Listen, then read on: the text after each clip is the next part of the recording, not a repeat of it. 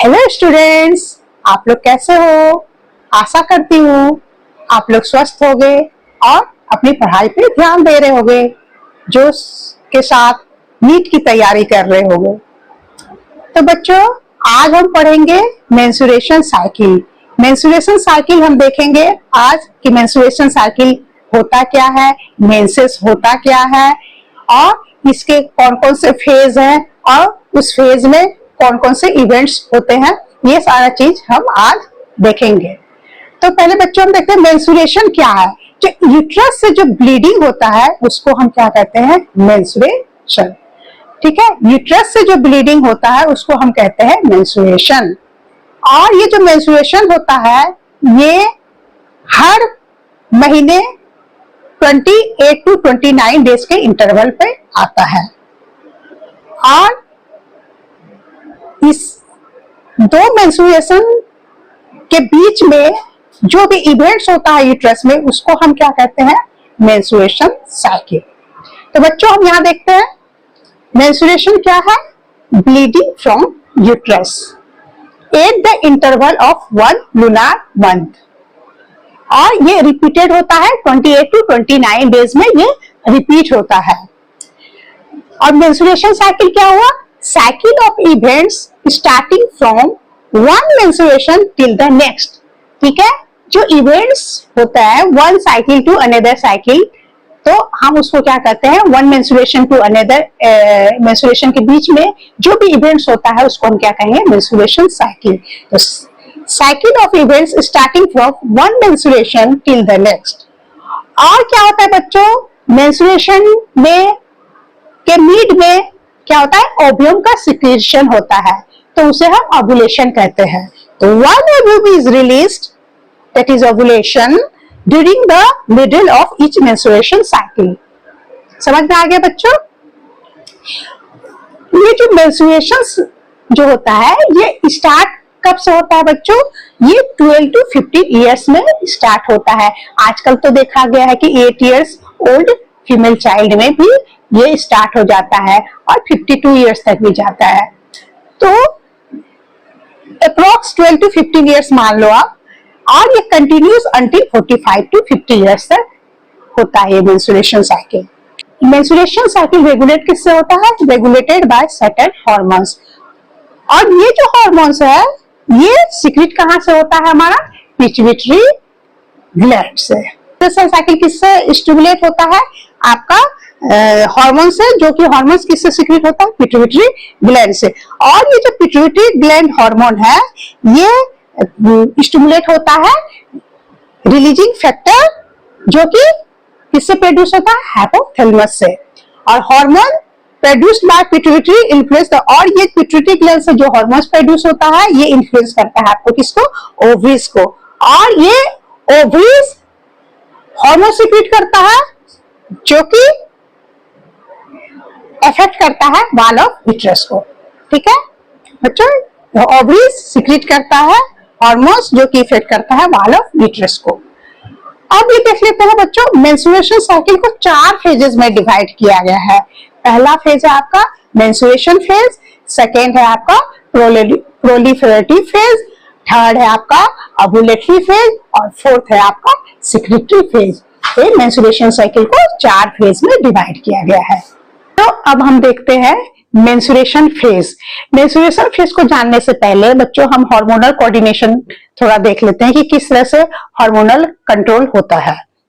आती है तब क्या होता है? हमारा जो हाइपोथैलेमस होता है वो रिलीज करता है gonadotropic releasing hormone, gonadotrope releasing hormone release करता है। और ये क्या करता है? Anterior lobe of pituitary gland को स्टिमुलेट करता है, जहां से क्या सिक्रेशन होता है आपका? LH and FSH। LHH और FSH क्या होता है? ये ओवरी को स्टिमुलेट करता है और वहां से सिक्रेशन होता है एस्ट्रोजन एंड प्रोजेस्टेरोन का। मेंस्ट्रुएशन फेज बच्चों, मेंस्ट्रुएशन फेज क्या होता है? ब्लीडिंग फेज और जो मेंसेस होता है उसको मेंस्ट्रुएशन फेज कहते हैं। जो हमारा 28 दिन का मेंस्ट्रुएशन साइकिल है तो उसमें जो आपका मेंस्ट्रुएशन फेज होगा वो कितने दिन का होगा? 3 to 5 डेज का होता है। ठीक है, अब देखो इस मेंस्ट्रुएशन फेज में क्या होता है, क्या हार्मोनल चेंजेस होता है और इस पे क्या क्या इवेंट्स होते हैं। तो बच्चों anterior lobe of pituitary gland से क्या प्रोड्यूस हुआ, आपने देखा था LH हुआ। तो इस फेज में क्या होता है, ये LH जो होता है ये रेड्यूस्ड हो जाता है। ये रेड्यूस होने के कारण क्या होता है, डिजनरेशन हो जाता है कॉर्पस लुटियम का। जैसे ही कॉर्पस लुटियम का डिजनरेशन हो जाता है तो आपको पता है कि कॉर्पस लुटियम से क्या प्रोजेस्टेरोन सिक्रीशन होता है, तो प्रोजेस्टेरोन का भी सिक्रीशन रेड्यूस्ड हो जाता है। इसके प्रोजेस्टेरोन का लेवल डाउन होने के कारण और साथ ही साथ आपका एस्ट्रोजन लेवल भी डाउन हो जाता है। तो जैसे ही प्रोजेस्टेरोन लेवल डाउन हो जाता है तो क्या होता है, इंडोमेट्रियम जो होता है यूट्रस का वो ब्रेक डाउन हो जाता है। बच्चों जो प्रोजेस्टेरोन होता है वो सीमेंट का काम करता है। वो क्या करता है, जब तक प्रोजेस्टेरोन का लेवल हाई रहेगा तो इंडोमेट्रियम शेड ऑफ नहीं होगा। तो जैसे ही प्रोजेस्टेरोन का लेवल डाउन होगा तो इंडोमेट्रियम शेड ऑफ हो जाएगा, और जैसे ही इंडोमेट्रियम शेड ऑफ होगा तो वो क्या हो जाएगा, वो मेंस्ट्रुएशन स्टार्ट हो जाएगा। तो इंडोमेट्रियम यूट्रस ब्रेक डाउन और उसके साथ ही क्या होगा, मेंस्ट्रुएशन बिगिंस हो जाएगा। अब ये जो मेंस्ट्रुएशन होगा बच्चों, तो ये मेंस्ट्रुएशन का जो सिक्रीशन होता है तो उसमें क्या क्या होता है, तो मेंस्ट्रुएशन में जो पाया जाता है वो है endometrium secretion plus blood plus आपका अनफर्टिलाइज ओवम। जो आपका मिड साइकिल में जो ओवम रिलीज होता है वो भी होता है। तो इस मेंस्ट्रुएशन ब्लड में मेंस्ट्रुएशन का जो सिक्रीशन होता है उसमें क्या क्या होता है, endometrium secretion plus blood plus आपका अनफर्टिलाइज्ड ओवम। इतना याद रखना बच्चों। हम देखते हैं फॉलिकुलर फेज। जो ये फॉलिकुलर फेज है बच्चों, जिसको कि हम प्रोलिफरेटिव फेज कहते हैं, तो ये कितने दिन का होता है, ये 6 to 13 डेज होता है इन 28 डेज साइकिल में।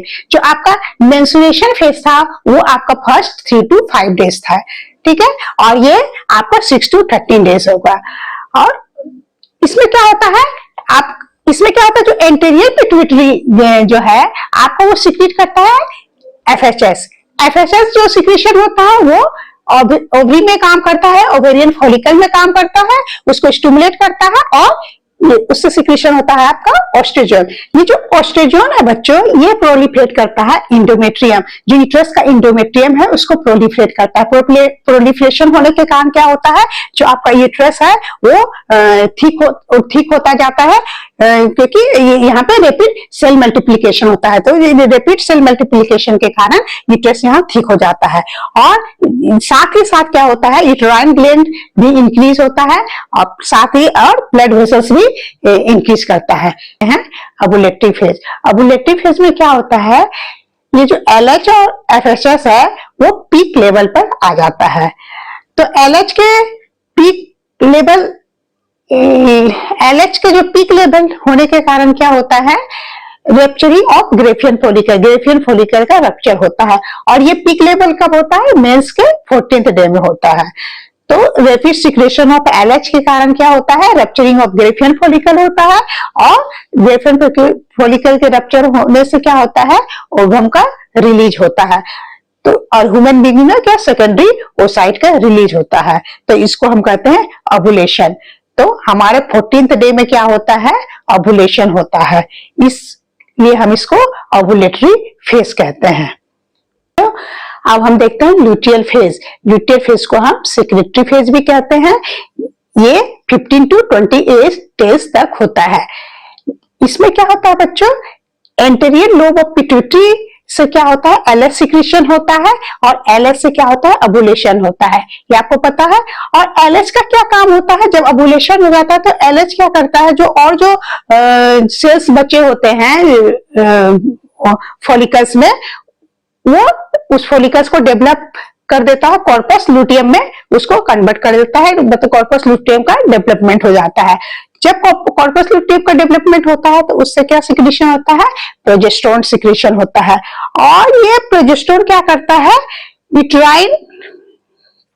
प्रोजेस्टेरोन क्या करता है, इंड्यूस करता है uterine gland to produce increase amount of watery mucus. ये प्रोजेस्टेरोन यूट्राइन ग्लैंड से क्या प्रोड्यूस करवाता है, वाटरी म्यूकस। और ये जो वाटरी म्यूकस है ये वेजाइनल ग्लैंड से और फैलोपियन ग्लैंड से भी ये वाटरी म्यूकस डिस्चार्ज होता है।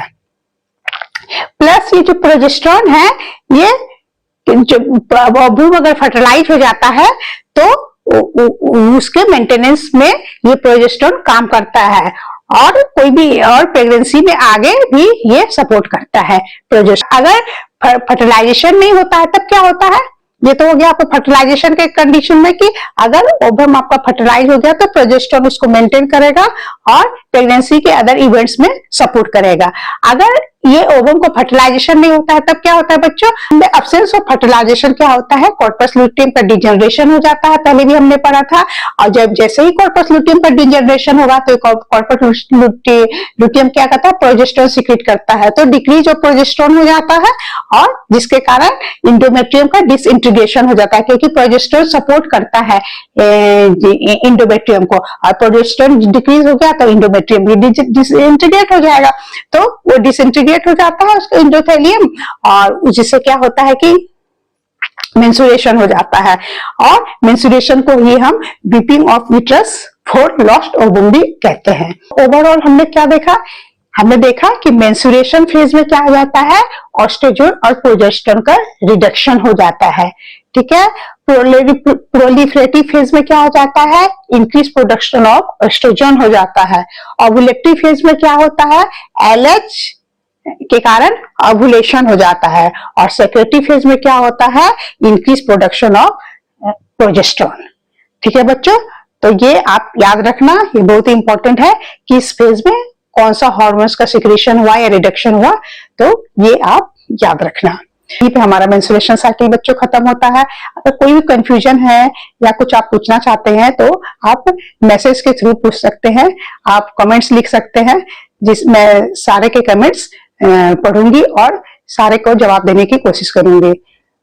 तो ऑल दी बेस्ट, इस आशा के साथ कि आप मन लगाकर पढ़ाई करोगे, और कम से कम पूरे दिन में 6 घंटे पढ़ना है आपको, 6 आवर्स देना ही है। 6 आवर्स दोगे तो आप जरूर ही नीट क्वालिफाई कर लोगे। तो बच्चों पढ़ाई पे ध्यान दो, और फिर मैं नेक्स्ट वीडियो लेके आऊंगी।